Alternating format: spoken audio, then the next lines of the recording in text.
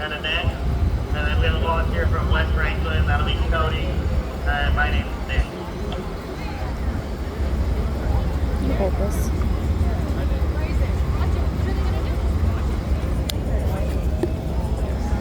We're going to set off the passenger side airbag first, and then we'll put the victim in.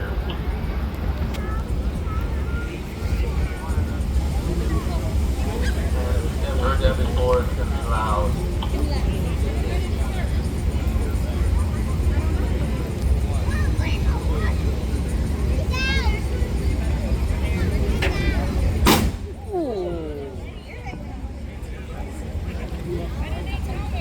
It's not actually smoke, that's talcum powder that's in the bag for lubrication.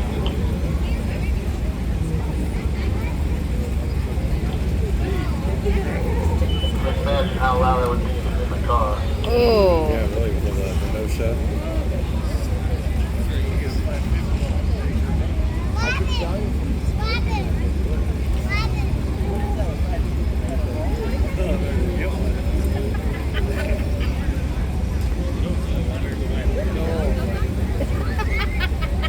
Instead of battery powered extension tools, Any and all of those viewers who would like to participate in the Floral Wars, make your way to the convention center. Oh, they are going to do I'm this. just gonna You know yell what? from this part. They are going to Tim get this. Zacharias, please come to the office. Tim Zacharias, please come to the fair office. With this, our patient's going to be in the passenger car pretty much any time today. We wouldn't see the driver, but that's on the far side. So first thing medical is going to do is we're going to get in, we're going to start talking to you. When we start talking to you, we don't want you to answer questions by shaking your head. Our biggest concern is for head and neck injuries. If say you can feel your hands and feet and you answer a question by saying no, you may not be able to feel your hands and feet again. So, once we get in the car, we'll sit behind you. That's why we don't want you to answer questions. And we're going to grab your neck and make sure you can't move your head. So then we help protect your spine there. So Amber's going to go ahead and hop in the back seat here. And she'll be talking to the patient the whole time she's doing this to explain what's going on. So, EMS sometimes has to get creative on how we want to get behind our patient. If this side of the car is crushed so we can't get her out, we may have to crawl in the back window if we can't get in the other side. So, once she's in, she's going to hold her neck. When the fire department shows up, they're going to get on the subject and start cutting them out. Those tools are loud. They cause debris to come off the car. At that point, we'll take a blanket and cover up our patient to protect them from anything that may happen. You see?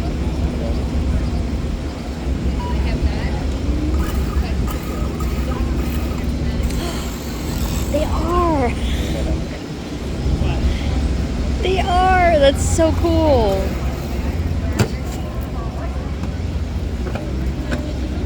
So that blanket's now going to protect her. This vehicle's been prepared for this. There's no glass in the windows or anything like that. But in a normal car accident, there's going to be glass involved. We don't want glass in your eyes, in your mouth, anywhere that it could hurt you worse.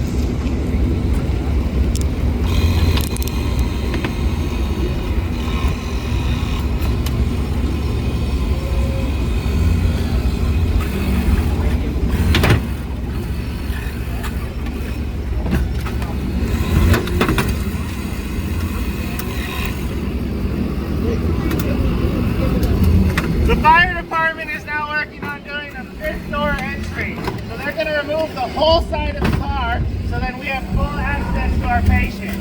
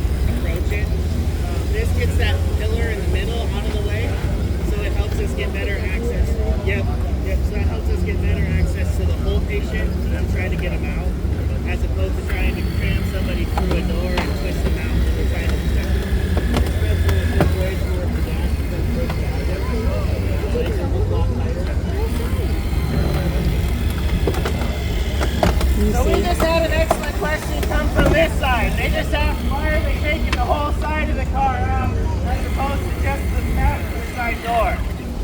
That is so we have full access to our patient and it gets that B-pillar out of the way. That's the bar between the doors.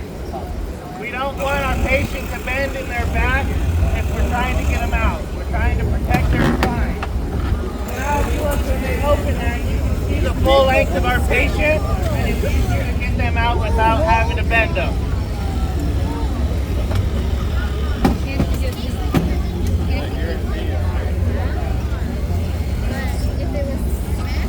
So once this is all removed, we will then bring our stuff over and we'll take this cardboard and kind of slide it under her.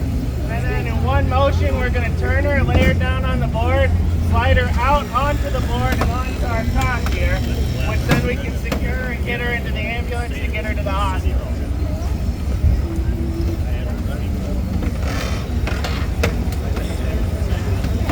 We wish every car accident was as simple as this and it was right here on hard ground. That's not always the case, so we have to work in very adverse conditions very often.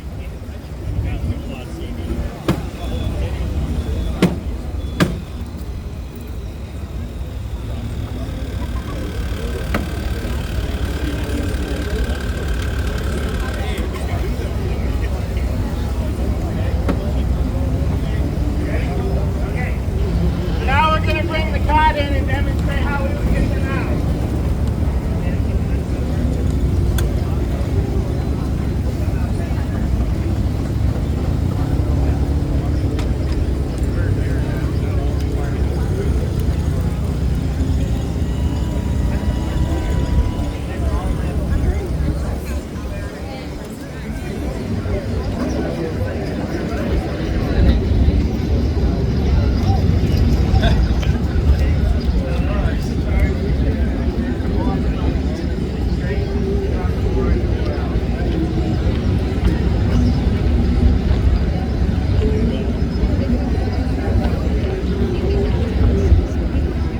So with this, we're going to use a bunch of different tools and equipment we have to take out. We're not using them all on this patient because this rig is our 911 rig right now. If the pager were to go off, they have to leave. So with that, you're going to get a C-collar. It's a very uncomfortable thing that goes around your neck, but it's necessary because it helps remind you not to turn your neck. In every situation, if you hit your head hard enough, you're going to be confused. You're going to not remember everything we tell you. It's a very stressful event for our patients. So you're going to have that. Once we get this backboard out of you, we're going to put blocks around your head and we're going to put tape on your head so you can't move. As well as there's going to be a bunch of straps and seat belts that go over you to make sure your body doesn't move. Once you're on the cot, we'll get you in the ambulance where it's a more secure and safe environment. We can do further treatments to make sure you make it to the hospital safely. Does anybody have any questions?